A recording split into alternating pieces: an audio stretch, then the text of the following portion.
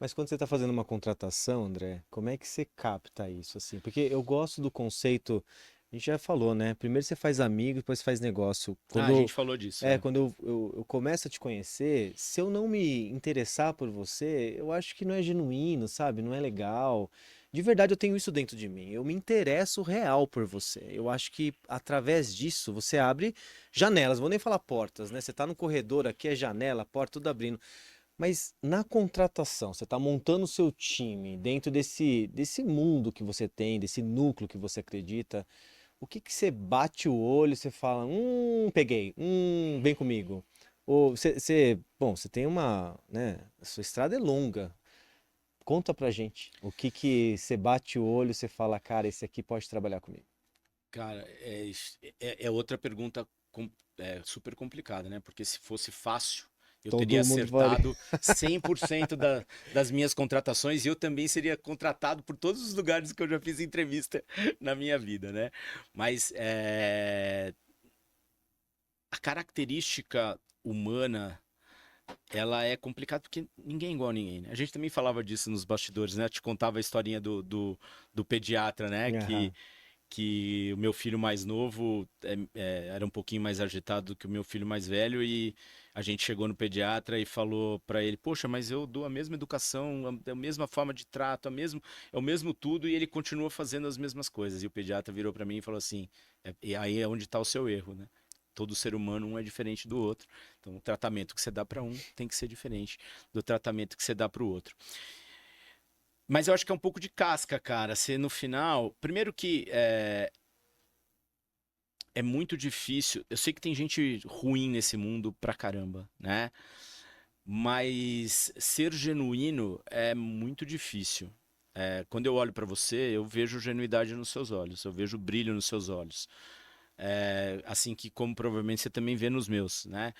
Então acho que essa troca real, essa energia que flui no final, ela flui com qualquer pessoa, seja a pessoa que está me entregando a comanda para eu pagar lá no restaurante, o garçom, seja um funcionário meu, seja meu chefe, seja o chefe do meu chefe. Ah, Nossa. Ser inteiro sempre, né? e- só que isso não é assim, era fácil se a gente conseguisse fazer isso o tempo inteiro, né? Infelizmente, o mundo corporativo e aí o esporte também ensina muito disso, né? Às vezes você tem aquele cara que tá lá, você tá próximo a entrar numa luta, o treinador vira pra você e fala assim: faz cara de mal, não dá risada, bate no peito, bate não sei o quê. Mas ele não tá fazendo com o intuito de te motivar, ele tá fazendo com o intuito de desmotivar o outro cara que tá do outro lado. Entendi. Então, o mundo é assim, a gente infelizmente ainda tem muito disso intrínseco na carreira, no esporte, em todos os lugares. Eu prefiro fazer o contrário, eu prefiro fazer isso no intuito de motivar o outro e não de desmotivar quem está do outro lado, né? Se isso vai me dar energia, se isso vai me colocar sangue nos meus olhos, beleza. O que eu gostava de fazer? Eu tava lá, a gente tava, ia ser campeonato de natação, eu gostava de conversar com os outros nadadores, conhecê-los, É. saber o nome, onde eles treinavam, pô, quanto tempo você treina, não sei o quê, qual que é o seu tempo, e às vezes a gente descobria coisas ali que talvez só se eu ficasse com a cara carrancuda ali naquele momento, eu não teria descoberto que o cara nadava um tempo parecido com o meu, ou menor do que o meu, ou que ele não gostava o pior tempo dele era peito, o meu era o melhor, e eu sabia que ele nadava crawl melhor do que eu, e eu tinha, assim, talvez eu não soubesse, ali eu já estava entrando na água sabendo de tudo isso. Legal. Então eu tinha que dar o meu melhor aonde eu era melhor, e também aonde eu era pior para tentar bater o tempo do cara, porque eu sabia que ele tinha tempo melhor do que o meu, né? Num jogo de futebol, a mesma coisa. Então, assim, óbvio que não é natural, né? Você vê esses caras do UFC, tem um monte de atores aí e tal, mas no nosso dia a dia, como quando moleques, não era ator, Claro. É. a gente estava sendo comandado para aquele caminho. É, Então acho que para identificar isso, cara, é um pouco de muito erro. A gente segue errando, né? Existem ferramentas no mercado que te ajudam a identificar ou a te dar algumas dicas que aí com poucas perguntas, aí você tem que aprender quais são essas perguntas que você faz. E muitas vezes, cara, a gente tem tanta empatia pela outra pessoa que está do lado que você tenta fazer com que a pessoa responda aquilo que você está querendo ouvir. Aham. E é um grande erro, Cara, porque no interessante. final, cara, você teve empatia pela pessoa, a pessoa é do bem e tal, mas ela não está preparada para aquilo que você tem para oferecer para ela. Se você colocar ela ali, ela vai falhar. E a culpa vai ser sua, não vai ser dela.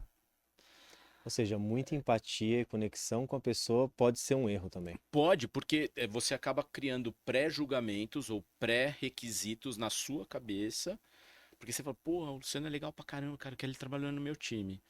Mas aí eu começo a te fazer pergunta e você me responde algo que não é aquilo que eu preciso para aquela narrativa que eu tenho. E eu começo a tentar te fazer mais perguntas para ver se eu consigo pegar na tua resposta aquilo que eu quero para Algo falar. confortável pra gente, né?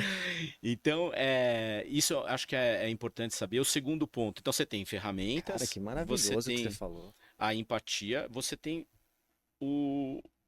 Eu sempre chamo alguém que eu confio, que é muito diferente de mim, para poder conversar com essa mesma pessoa. Eu não tenho pessoas iguais no meu time. Legal.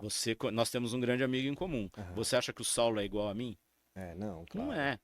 É. Mas ele me complementa. Aham. Entendi. Ele me complementa bastante, seja pelo lado técnico, seja pelo lado emocional. Tá Não bom. importa. Uhum. Então, trazer alguém para esse circuito que também pode ter uma opinião divergente da tua é fundamental para te dar a melhor escolha. E outra, os motivos que ele vai encontrar para contratar o Luciano são diferentes dos motivos que eu vou encontrar. Se a gente tem o mesmo objetivo no final, lindo. Se não, nós vamos divergir, ou nós encontramos uma segunda, uma terceira hipótese, ou é não. Né? E acontece isso o tempo inteiro. Isso faz parte do meu dia a dia. Eu contrato pessoas todos os dias. Então, Senão você, a sua parte emocional te mataria, né? na Se hora, você não tem alguém para trazer um pouco de razão, né? na É, hora. é bom ter o emocional, porque eu acho que a conexão humana tá aí, né? Mas a parte da razão com outras pessoas é. Então, o segredo tá aí. O segredo é você não estar sozinho na contratação, porque se você já tá montando um Jamais, time, cara. já chama o seu time para colaborar até na contratação. É isso, né? Jamais. Não dá pra. Eu não contrato ninguém com opinião própria. E eu gosto quando tem divergência, porque a gente pode ter uma convergência no final. Nossa, que legal. Então nunca é pessoal, né? Não. A contratação não foi pessoal e também a dispensa também não. Nunca é pessoal. Apesar de eu ser esse cara, assim, que tem um lado pessoal bastante grande, eu também sei colocar o pragmatismo no jogo também, muitas vezes. Então, uma coisa que eu aprendi na marra, porque a minha cadeira no passado, ela exigia isso de mim. Então, colocar às vezes a armadura do pragmatismo é importante para uma decisão mais dura que eu tenha que tomar, né? Mas sempre com o olho no olho. A pessoa que está do outro lado, ela tem que saber que nós estamos olhando para o mesmo caminho. Legal, Nós queremos a mesma coisa. legal. Você tem seu jeito, eu tenho o meu. Você tem a sua forma de pensar e eu tenho a minha. Se a gente convergir lá na frente, beleza. Se a gente não convergir, nós vamos ter que buscar uma terceira via. Mas eu não vou te impor nada. Nossa, Não vou muito te bom. impor nada. Você põe o norte, vamos remar para lá É e isso. cada um com. Eu tenho uma frase que eu uso que é assim, ó: não há nada mais desigual que tratar com igualdade pessoas totalmente diferentes. Caramba. É meio, né, trava-língua, mas no final é bem o que você falou. Todo mundo é diferente, mas com o norte certo, todo mundo busca a mesma coisa. A gente tem que saber para onde a gente está indo e como a gente está indo. A minha carreira inteira, Luciano, foi uma carreira. Eu desenvolvi minha carreira em ambientes de transformação ou até formação. Né? Então, todas as empresas pelas quais eu passei, exceto lá no comecinho, que foi a minha formação base, né? Eu entrei ou para transformar alguma área ou algum departamento, ou até para formar alguma área ou um departamento que não existia. Transformar e Então, formar. não existe transformação ou formação sem pessoas. Uhum. Cara, não existe. Não existe. Se você tudo começa pelo pilar pessoas. As pessoas têm que gostar daquilo que fazem para produzir o seu melhor. Então, sempre que eu vou para projetos de transformação, o primeiro passo é pessoas, necessariamente. Eu preciso entender se elas gostam de fazer e aquilo que elas estão fazendo é aquilo onde elas são melhores fazendo. Não adianta você botar um centroavante para ser goleiro. Tá. Ele vai defender? Vai. Porque, cara, ele tá no meio. É, Então ele sabe um pouquinho o que o é, goleiro tem que fazer, tem que se jogar na bola, beleza. é, Mas ele não vai ser o melhor goleiro. claro. Ele vai fazer o melhor dele ali. Ele vai estar feliz jogando como o centroavante, vai estar feliz jogando como goleiro? Claro que Nunca. não. Nunca. Então, o primeiro passo da formação ou da transformação é entender se você tem as pessoas certas no lugar certo. E você só sabe disso se você tratá-las como pessoa, não como peão, ou peão que eu digo peão de xadrez ou de dama, né? Legal. Como pessoas efetivamente. Tá. E uma coisa que me ensinou muito nesse caminho foi a pandemia, cara, porque eu tinha naquela época, hoje eu tenho. A gente fez tanta transformação na BIC, quando eu comecei na BIC há 10 Na anos BIC, é isso atrás, que eu ia perguntar. Você tá lá há há 10 10 anos, anos. Tá. Quando eu comecei na BIC, cara, eu vim para uma transformação, né? Eu fiz a empresa onde eu trabalhei antes, eu fui por uma formação. Tá. Quando eu cheguei lá, eram 9 países da América Latina. Quando eu saí, depois de 9 anos, 14 países. Não existia área financeira, eram 4 acionistas divergentes e eles precisavam de um CFO que convergisse. Então, ali foi uma formação. Então, comecei a área financeira praticamente do zero. Caraca. Praticamente do zero. Quando eu vim para a BIC, não. Foi uma Transformação. transformação. Então, existia uma área financeira com um propósito que naquele momento era aquele que estava lá, e eles precisavam de alguém que transformasse a área para outro propósito, que é o que eles viam a empresa chegando naquele momento. Então, naquela época, eram 80 pessoas, mais ou menos, na área financeira. Hoje são 40. Então, você vê o tamanho da transformação que foi feita, né? Nossa, gigante. E a empresa dobrou de tamanho. Então, você tem... a transformação foi tanta, essas pessoas ajudaram tanto a empresa a andar, que quase as mesmas pessoas, eu troquei muito pouca gente, trouxeram a área financeira para onde elas estão, para onde ela está. Então, quando você faz esse movimento que começa necessariamente pelas pessoas, elas têm que se engajar numa coisa que você falou na sua primeira palavra aqui, que é o propósito. Elas precisam entender onde a gente vai chegar. Se elas não entenderem, não vai adiantar nada, porque as mudanças que eu vou fazer vão machucar. Machucar pelo lado pessoal, machucar pelo lado profissional. Muitas vezes o cara não sabe mexer no, sei lá, no copo d'água. Eu vou ter que ensinar esse cara a mexer no copo d'água. Vai doer, né? E tudo bem, não tem problema nenhum. Então, quando entrou o Covid, a gente estava na metade dessa transformação, ou já chegando até no finalzinho dessa transformação, e a gente se separou. De repente, estava todo mundo separado. Ninguém mais se via, ninguém mais estava no escritório. E pela primeira vez, eu setei na minha cabeça que eu precisava conversar com cada um do meu time. Cada um. Não importa a posição que ele tinha dentro da organização.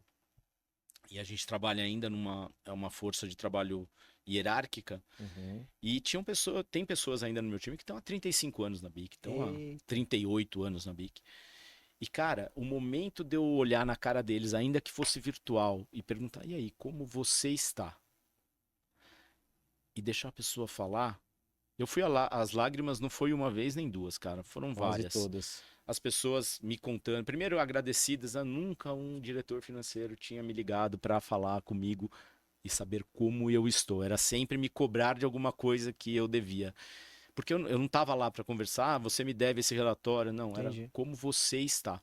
Então, essa conexão com as pessoas também me transformou. Na pandemia, me transformou. Me transformou com o meu time, me Legal. transformou com os meus filhos, com a minha esposa, com a minha família, com os meus amigos. Porque sem essa conexão, que é o pilar da mesa, Aham.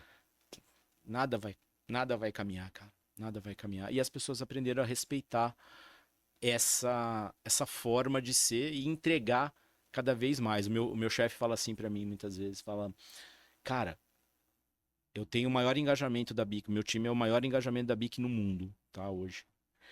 E aí eles falam assim, cara, a impressão que eu tenho é que se você se jogar pela janela, todo mundo Tá sai tudo correndo junto. atrás de você.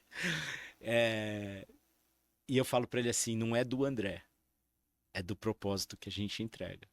Se eu deixar o propósito aqui, ninguém vai se jogar. Se eu só me jogar sozinho, mas eu deixar o legado, o propósito, eles vão ficar aqui. Então não é o que o André é como pessoa, é o que a gente como time construiu através, eventualmente, da liderança do André. Então tem essa Esse conexão. ritual de one-on-one você faz até hoje? Cara, menos, porque hoje a gente está mais presencial, a gente consegue se conectar presencialmente, mas eu não faço mais, e eu até falei esses dias, talvez eu esteja no momento de refazê-lo, depois de um tempo. Eu costumo, normalmente a gente vai para quem precisa, né? A gente olha, eu vejo uma carinha lá, uns olhinhos baixos, uma sobrancelha, Pega assim, no ar. vamos bater um papo? Uhum. Né? E aí eu chamo na minha sala, ou numa salinha de reunião, ou no café. Vamos tomar um café comigo? Mas é muito mais reativo do que proativo. Entendi. Né? Então olhando na carinha. Eu conheço eles muito bem hoje já. Meu time, o turnover no meu time é bem baixo. É muito mais forçado do que natural. Quantas pessoas são do seu time? Tenho 40 aqui no Brasil, mais 10 na Argentina. Nossa. 40 mais 10. Esses são diretos? Ou você tem camadas? Não, tem camadas. Tá. Tem camadas. Diretos são 5. 5. E quantas camadas tem assim? Normalmente tem mais uma embaixo e depois já vem o nível de analista. Tá bom. E aí, tá gostando desse corte? Então não esqueça de nos ajudar a ajudar mais. Compartilha, curta, ative o sininho. E se você estiver sempre pronto para descomplicar, bora, let's go!